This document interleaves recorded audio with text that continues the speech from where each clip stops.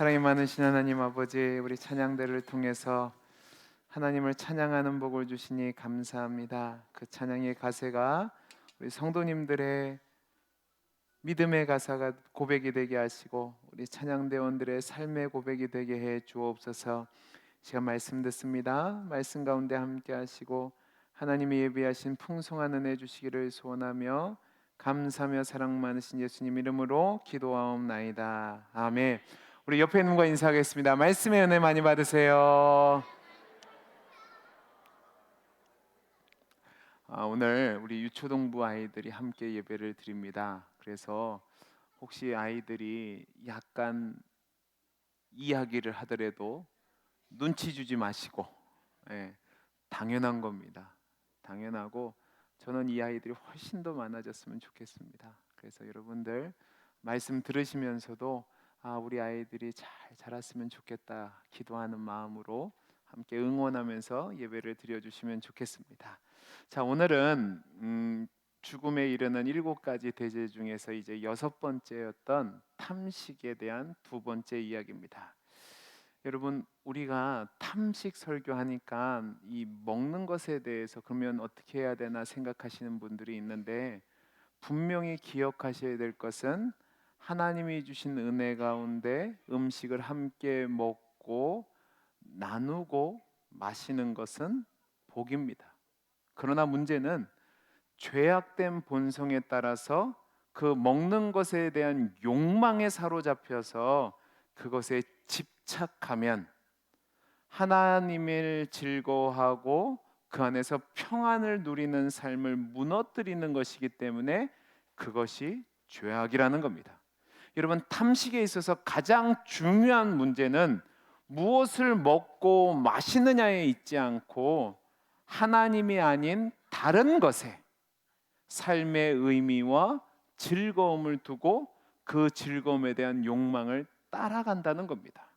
그래서 오늘 저는 이 탐식이 갖고 있는 죄악된 특징을 말씀을 드리고 어떻게 하면 그 죄악된 특징을 벗어나서 하나님이 원하시는 삶으로 갈 수 있는지에 대해서 말씀을 나눠보려고 합니다. 여러분, 설교 듣기 전에 한번 생각해 보세요. 탐식에 빠져 있는 사람들의 대표적인 특징이 뭐라고 생각하십니까? 아마 각자가 떠오르는 이미지가 있을 겁니다. 그런데 아마 모든 사람들이 동일하게 생각하는 이미지가 있는데 그것은 무엇이냐면 다른 사람에 대한 무관심입니다. 뭐라고요? 다른 사람에 대한 무관심. 하나님이 우리에게 음식을 주셔서 함께 먹게 하신 것은 그 식사를 하는 과정 가운데 하나님 안에서 서로의 관계를 돈독하게 하고 서로를 이해하고 사랑을 나눌 수 있게 하셨는데, 이 탐식에 사로잡힌 사람들은 그 모든 것이 보이지 않는 겁니다. 함께 식사를 하며 사랑을 나누고 인생을 나누고 대화를 통해서 희노애락을 나누고 또 신앙을 전수할 수 있는데, 그것을 통해서 삶이 풍성해질 수 있는데 그것이 없어져 버리니까 오로지 그 사람에게는 음식만 보이는 겁니다. 요즘 부모 교육에 대해서, 특별히 자녀 교육에 대해서 많은 이야기들과 방법들이 있습니다. 그런데 여러분, 그 많은 교육 중에서 제일 중요시하는 교육 중에 하나가 바로 뭐냐면 밥상머리 교육입니다. 들어보셨나요? 자, 반응을 보이시죠? 들어보셨어요? 네. 근데 이 밥상머리 교육을 제일 잘하는 민족이 있는데 그게 어디냐면 유대인들입니다. 오늘 우리가 어린이 주일로 지킵니다. 자녀 주일로 지키는데 여러분들, 유대인들처럼 그 신앙의 전수에 목매다는 민족이 별로 없습니다. 그런데 그들이 가장 중요하신 이게 여기는 그 신앙의 교육의 방법이 뭐냐? 밥상머리 교육입니다. 그래서 그들은 이 식사 시간을 할 때 절대로 자녀들을 혼내지 않는다고 얘기합니다. 혹시 혼낼 일이 있다 할지라도 식사가 다 끝내고 난 뒤에 아이와 대화를 통해서 해요. 대신 그 식사 시간에는 하나님의 말씀을 가지고 또 성경적인 가치관을 어떻게 전달할 것이냐. 근데 그냥 전달이 아니라 즐겁고 또 행복하고 좋게 전달하는 데 집중을 합니다. 여러분, 유대인들은 절기들이 있습니다. 특별히 유대인들이 중요하게 즐기는 절기들이 몇 개의 절기가 있는데 나팔절도 중요하게 여기고 그 다음에 대속제일도 중요하게 여기고 그 다음에 유월절도 중요하게 여깁니다. 그런데 특별히 유월절을 보시면 만찬을 하는데 여러분 유월절 만찬이 얼마 정도 시간이 걸릴 것 같으십니까? 한번 찍어 보세요. 들으신 분 말고 보통 우리 식사하면 얼마 정도 식사하죠? 30분 하면 많이 하는 겁니다. 훅 하면 그냥 끝나죠. 그죠? 근데 유대인들은 유월절 만찬이나 특별히 절기 만찬은 기본 3시간을 합니다. 근데 기본 3시간을 하는데 밥 먹는 시간은 실제로 20%가 채 되지 않고 나머지 80%가 뭐냐면 대화입니다. 근데 그 대화를 매번 똑같은 대화를 하는데요.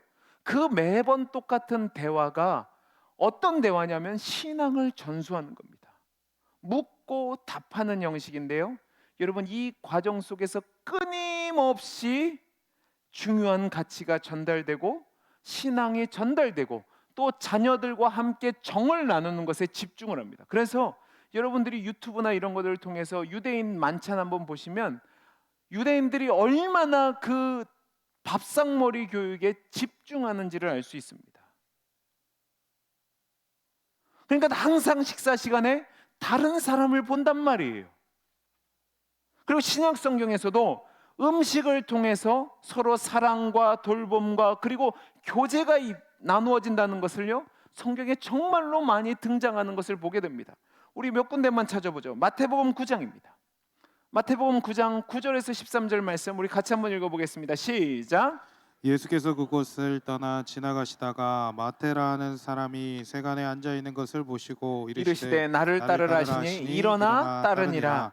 예수께서 마태의 집에서 앉아 음식을 잡수실 때에 많은 세리와 죄인들이 와서 예수와 그의 제자들과 함께 앉았더니 바리새인들이 보고 그의 제자들에게 이르되 어찌하여 너희 선생은 세리와 죄인들과 함께 잡수시느냐. 예수께서 들으시고 이르시되 건강한 자에게는 의사가 쓸데없고 병든 자에게야 쓸데가 있느니라. 너희는 가서 내가 긍휼을 원하고 제사를 원하지 아니하노라 하신 뜻이 무엇인지 배우라. 나는 의인을 부르러 온 것이 아니요 죄인을 부르러 왔노라 하시니라. 아멘. 여러분 이 말씀은 예수님이 세관에 앉아있던 세리 마태를 제자로 부르시는 장면입니다. 근데 주님이 그 마태를 제자로 부르신 뒤에 그의 집에 들어가셔서 식사를 하는데 단지 마태와만 식사를 하는 게 아니라 여기 보시면 세리와 죄인들인데, 근데 여러분 이 죄인은 누구냐면 유대인들이 죄인이라고 칭하는 사람들이 몇 부류의 사람이 있는데 대표적인 게 창기입니다. 그러니까 여기 여러분 근데 보세요, 많은 세리와 죄인들이에요. 한두 명이 아니란 말입니다. 그들과 함께 식사를 나누셨어요. 그러면 질문을 던지겠습니까? 예수님이 그 자리에 앉아서 단지 밥만 먹었을까요? 대답을 하세요. 그냥 밥만 먹었을까요? 그래 너는 너고 나는 나 밥만 먹었을까요? 아니요. 왜 굳이 마태의 집에 가서 식사를 하셨을까요? 거기서 세리와 창기들과 함께 교제를 하는 거죠.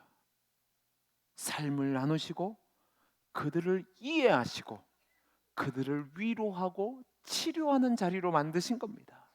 그래서 그들에게 돌이키는 은혜를 주시는 겁니다. 요한복음 13장 한번 가볼까요? 여러분 요한복음 13장 1절에서 3절 같이 한번 읽어보겠습니다. 시작. 유월절 전에 예수께서 자기가 세상을 떠나 아버지께로 돌아가실 때가 이른 줄 아시고 세상에 있는 자기 사람들을 사랑하시되 끝까지 사랑하시느니라. 마귀가 벌써 시몬의 아들 가룟 유다의 마음에 예수를 팔려는 생각을 넣었더라. 저녁 먹는 중에 예수는 아버지께서 모든 것을 자기 손에 맡기신 것과 또 자기가 하나님께로부터 오셨다가 하나님께로 돌아갈 것을 아시고, 여러분 이게 바로 제가 아까 말씀드렸던 유월절 만찬입니다. 3시간 이상의 만찬이 벌어지는데 나중에 제가 기회를 드리면 이 유월절 만찬이 어떻게 진행됐는지를 제가 여러분에게 자세하게 소개를 시켜드릴 겁니다. 근데 여러분 이 유월절 만찬에 예수님이 어떻게 임하셨는지를 보여주는데 1절을 보면 자기 사람들을 사랑하시되 어떻게 사랑하셨다고요? 끝까지 사랑하셨답니다. 여러분, 이 얘기는 단지 식사만 한 것이 아니라 사랑하는 제자들의 3절 말씀을 보면 본인이 오셨다가 떠나실 줄 알았다고 얘기했단 말입니다. 그러면 그 식사 도중에 본인이 떠난 뒤에 이들이 어떻게 살아갈 것인지에 대해서 관심을 가졌다는 얘기가 됩니다. 그리고 그 말씀을 가르쳐 주셨을 뿐만 아니라 더 중요한 것은 자기 사람을 끝까지 사랑하셨다고 했을 때 그 자기 사람 중에 누가 있어요? 요한이 있습니다. 유다가 있습니다. 가룟 유다를 사단에 사로잡혀 있는데 그를 돌이키기 위해서 끝까지 사랑으로 돌이키려 하는 내용이 담겨져 있다는 겁니다. 그래서 요한복음 13장 31절에서 16장까지 내용이 바로 다락방 강화라고 그래요. 그 교훈을 통해서 그들이 굳건한 자로 세워지도록 주님이 교훈을 주신 거죠. 그리고 이러한 전통을 따라서 초대교회 성도들은요, 모일 때마다 함께 떡을 떼며 식탁의 교제, 애찬을 나눴습니다. 그래서 그것을 통해서 나만 보고 살아가는 것이 아니라 음식을 중심으로 더 높은 삶, 서로에게 관심을 갖고 이해하고 사랑하고 섬기는 삶, 어떻게 하면 그리스도 안에서 온전한 하나됨을 이루고 또 하나님이 주신 그 구원의 은혜를 기뻐하고 축하하고 전수할 수 있을지에 대해서 노력한 거죠. 근데 여러분, 탐식에 빠진 사람들은요, 식탁에서 이러한 것에 관심이 없습니다. 철저하게 음식에만 가치를 두고 무감각하고 무관심합니다. 오로지 먹을 것에만 관심을 갖죠. 여러분, 지난주 설교를 복습해 보죠. 지난주에 제가 5가지의 탐식이 유형이 있다고 말씀을 드렸습니다. 첫째가 뭐죠? 제가 지난주로 가서 다시 설교를 하는 수가 있습니다. 첫째가 빨리 먹는 거, 두 번째가 개걸스럽게 먹는 거, 세 번째가 많이 먹는 거, 네 번째가 까다롭게 먹는 거, 다섯 번째가 사치스럽게 먹는 거. 근데 여러분, 이 5가지를 가만히 보세요. 음식에만 집중하지 다른 것에 관심이 없습니다. 그러니까 이게 첫 번째 특징이에요. 무관심입니다. 두 번째 특징이 있는데 따라해 보시기 바랍니다. 감사가 없다. 여러분, 음식에 대한 욕심에 사로잡힌 사람들은요, 감사가 없습니다. 왠지 아세요? 고통받는 사람, 먹을 것이 없는 사람, 병약해서 먹고 싶어도 먹을 수가 없는 사람에 대해서 관심이 없기 때문에 그렇습니다. 오로지 자신의 배만 생각합니다. 그것이 우상이 되어 있으니까 다른 것은 눈에 보이지 않고 이게 채워지지 않으니까 감사가 없는 겁니다. 그런데 여러분, 잘 생각해 보세요. 우리의 식탁에 오르는 그 음식들은 어느 순간 하늘에서 떨어진 것이 아닙니다. 우선 그것을 기르고 양육하는 사람들의 수고가 있습니다. 그리고 그것을 유통하는 사람들의 수고가 있고 또 그것을 준비해서 요리로 만드는 사람들의 수고가 있습니다. 그리고 하나님이 그것을 누릴 수 있도록 복을 주셨습니다. 그러면 이것은 선물이란 말이에요. 그러면 그 선물과 수고하는 사람들의 노력이 있으니까 당연히 모든 음식을 대할 때에 감사하는 마음이 있어야 되는데요, 탐식에 빠진 사람들은요, 감사할 시간적, 정서적 여유가 없습니다. 왜? 배만 채우거든요. 제가 제 얘기를 하는 게 여러분에게 이해가 되니까 하겠습니다. 제가 그냥 하나님이 주신 마음이 있어서 제가 아침은 보통 금식을 합니다. 그러면 제가 저녁을 보통 몇 시에 먹냐면 6시에 먹습니다. 그리고 아무것도 안 먹으려고 노력을 하거든요. 그러면 이제 전날 저녁 6시부터 다음 날 12시까지 그 무렵까지 밥을 안 먹어요. 그럼 배가 고플까요, 안 고플까요? 배가 고픕니다. 제가 아침에 또 운동까지 하거든요. 그러면 이제 12시 무렵만 되면 어떻게 되는 줄 아세요? 이제 음식에 집중이 되는 겁니다. 무엇을 먹을까? 무엇을 마실까? 집중하죠. 이제 음식이 차려져요. 음식이 차려지면 제가 그래도 목사잖아요. 뭐는 해야 돼요? 기도는 해야 돼요. 근데 기도를 해야 되는데 어떻게 기도하는지 아십니까? 감사합니다. 안 할 수는 없고. 이게 뭐냐면 거기에 여러분 진짜 감사가 있을까요? 대답 잘 하셔야 됩니다. 감사가 있을까요? 없어요. 오로지 뭐만 생각나요? 빨리 먹을 것만 생각나요. 여러분들 잘 보세요. 음식에 사로잡힌 사람들은 주변 사람도 안 보이고 감사도 없습니다. 오로지 음식에만 집중하죠.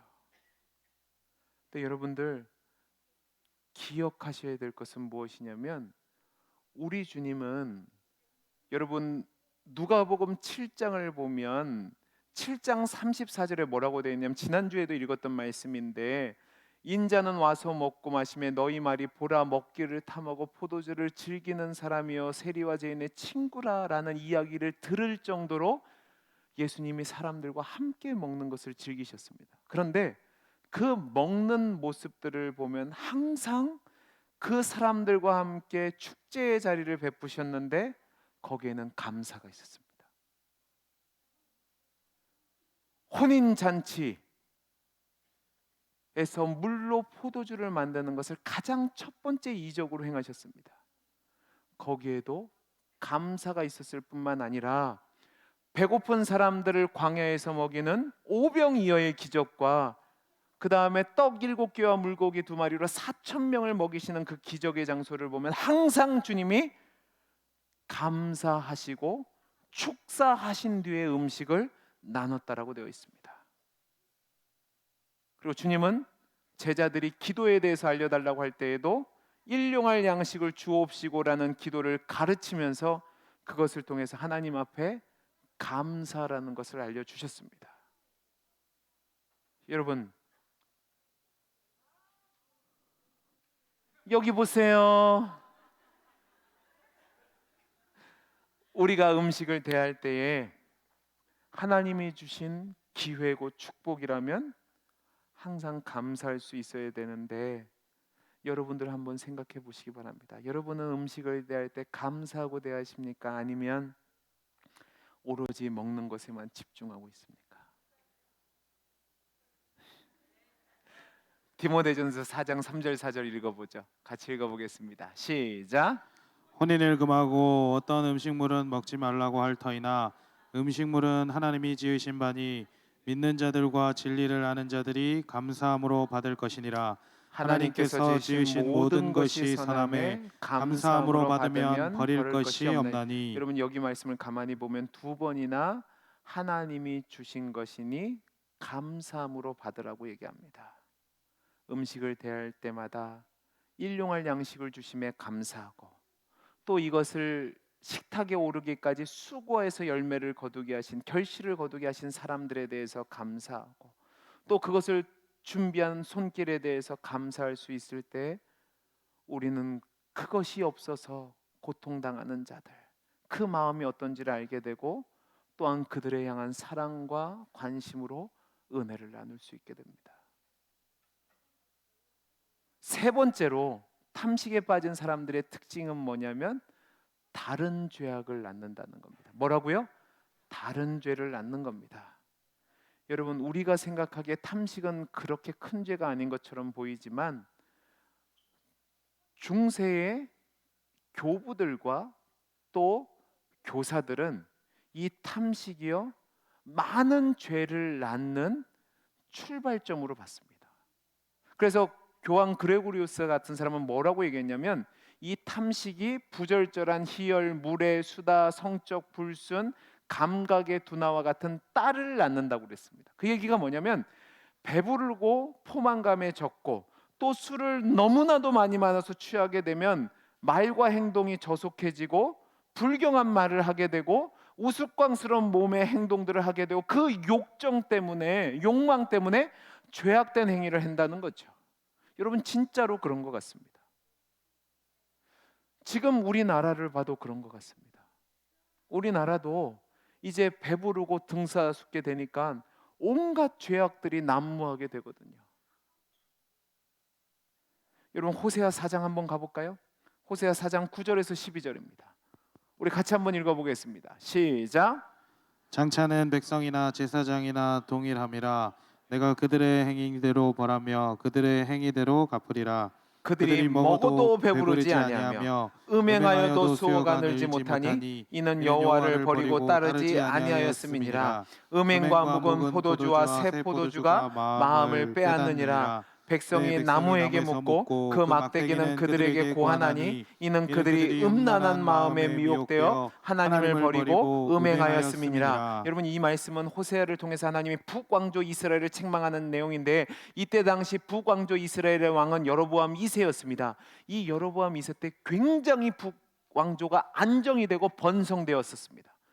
경제적으로 풍요로우니까 어떤 일들이 벌어지냐면 하나님을 따르지 않고 죄악된 길로 나아가게 되는데, 그 특징이 뭐냐?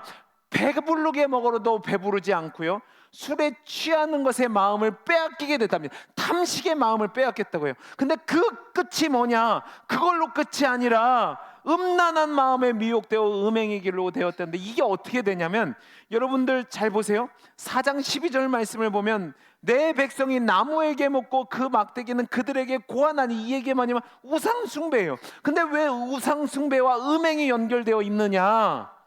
영적으로 음행이기 때문에 음행이라고 한 거이기도 하지만, 이때 당시에 우상 숭배를 하는 그 이방 종교들을 보면 이렇게 우상 숭배를 한 뒤에 반드시 따라오는 게 있었는데, 그게 뭐냐면 음란한 성행위였습니다.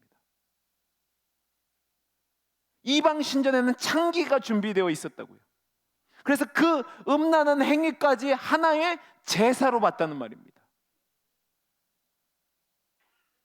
배부르고 등 따숩게 되니까 그렇게 해주신 하나님은 잊어버리고 결국 어떤 길로 나냐? 탐식에 사로잡히다 보니까 우상숭배와 음행의 길로 갔다고요. 이게 바로 죄악된 탐식의 특징입니다. 여러분, 제가 세 가지 말씀드렸죠. 뭐였죠? 첫째, 무관심하고, 두 번째, 감사가 없고, 세 번째는 또 다른 죄로 빠지게 된단 말입니다. 그러면 이제 우리가 배워야 될 게 있습니다. 어떻게 하면 이 탐식에서 벗어날 수 있을까? 제가 세 가지 방법을 말씀드리겠습니다. 첫째는 뭐냐면, 따라해 보시기 바랍니다. 신령한 양식을 사모하라. 신령한 양식을 사모할 때 탐식에서 벗어날 수 있습니다. 자, 우리 신명기 8장 3절을 읽어보겠습니다. 시작. 너를 낮추시며 너를 줄이게 하시며 또 너도 알지 못하며 내 조상들도 알지 못하던 만나를 내게 먹이신 것은 사람이 떡으로만 사는 것이 아니요 여호와의 입에서 나오는 모든 말씀으로 사는 줄을 내가 알게 하려 하심이니라. 여러분, 뭐라고 되어 있습니까? 사람이 떡으로만 사는 것이 아니요 여호와의 입에서 나오는 모든 말씀으로 산다고 얘기합니다. 그리고 시편 기자는 시편 119편 103절에서 105절 말씀에서 이렇게 얘기합니다. 주의 말씀의 맛이 내게 어찌 그리 단지요 내 입에 꿀보다 더 나니이다. 주의 법도들로 말미암아 내가 명철하게 되었으므로 모든 거짓 행위를 미워하나이다. 주의 말씀은 내 발의 등이요 내 길에 빛이니이다. 여러분, 주의 말씀의 맛을 알면 그 말씀이 내 입에 꿀송이보다 더 달게 되니까 그 영적인 양식의 허기를 느끼게 되고, 신령한 양식을 사모할 때 그 말씀이 내 발의 등이고 내 길에 빛이 되어서 죄악된 길에서 벗어나게 한다는 말입니다. 왜요? 사람이란 존재가 길들여지는 존재이기 때문에 그렇습니다. 제가 지난주에 말씀드렸죠. 제가 하루에 8끼를 먹었고요, 먹다 잠이 드는 게 가장 행복했다니까요. 왜 그런 줄 아세요? 적응돼서요. 처음부터 그렇게 먹지 않았어요. 조금씩 먹다 보니까 그렇게 먹게 된 거죠. 근데 여러분, 제가 지금 그렇게 먹으면 어떻게 될 것 같으세요? 행복할까요? 몸살 납니다. 제가 예전에 얼마 전에 제가 항상 저녁 6시 이후에는 안 먹으려 하다가 사모랑 밤에 운동을 하고 지나가다가 닭집을 지나가게 됐어요.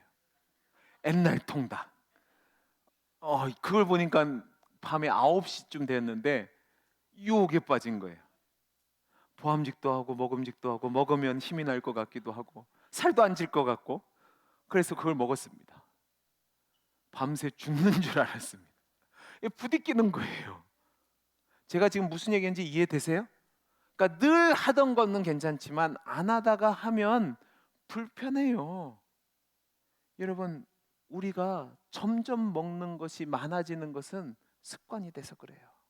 사람들이 더 달고 더 짜고 더 매운 것에 더 자극적인 음식을 찾는 것도 그렇게 되는 거죠. 해로운 줄 아는데 길들여져서 그렇거든요. 근데 여러분, 이러한 탐식에서 벗어나기 위해서는요, 어떤 것에 길들여져야 되냐? 그것 아닌 진짜 귀중한 것에 길들여져야 돼요. 그래서 제가 말씀드린 게 뭐냐면 영적인 양식에 집중하라는 겁니다. 하나님을 갈망하고 하나님의 말씀에 진미가 들어갈 때에 그것이 우리 안에서 신령한 만나가 되어서 진짜 배부름과 진짜 기쁨을 주면요, 여러분, 탐식에서 벗어날 수 있습니다. 사람들이 언제 탐식하냐? 마음이 허기질 때 탐식해요. 근데 하나님의 말씀으로 영적인 귀한 것으로 배불러지면 탐식에서 자유로울 수 있습니다. 그래서 저는 저와 여러분들이 정말로 탐식에서 벗어나기를 원한다면 영적이고 신령한 것에 마음을 두고 사모하는 마음이 있어야 될 줄로 믿습니다. 그것을 먹을 때에 진정한 만족을 누릴 수 있고 그것이 생명의 떡이 되고 영원히 죽지 않으니까 탐식에서 벗어날 수 있습니다. 두 번째, 따라해 보시기 바랍니다. 감사하라. 감사하라. 여러분에게 먹는 음식, 대하는 음식을요, 감사하셔야 됩니다.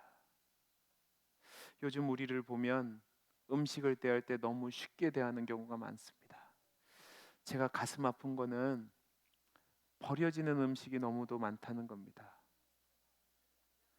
버려지는 음식이 많다는 것은 실은 감사가 없다는 겁니다. 하나님이 우리에게 주신 음식은 하나님의 은혜의 선물입니다.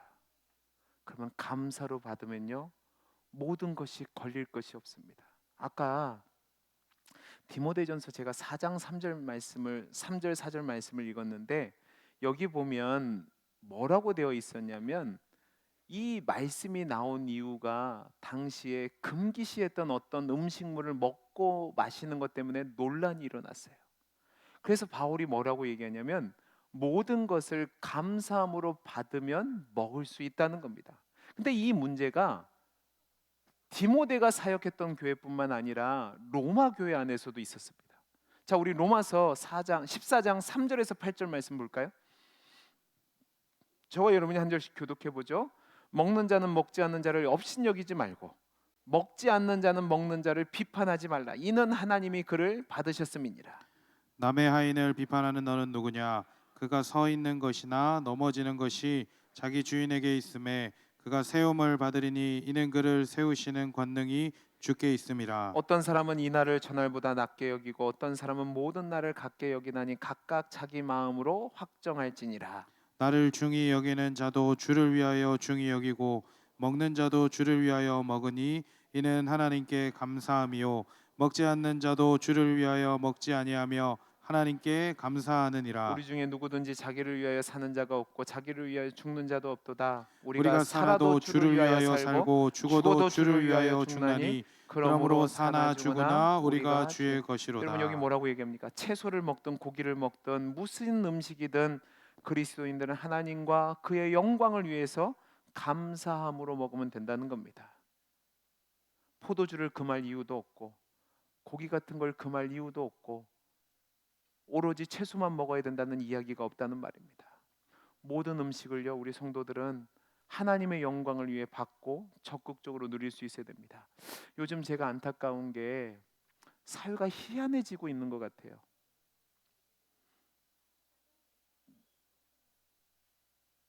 만약에 여러분들이 구약 성경대로 따라가면 여러분들 돼지고기 먹으면 다 죄 짓는 거예요.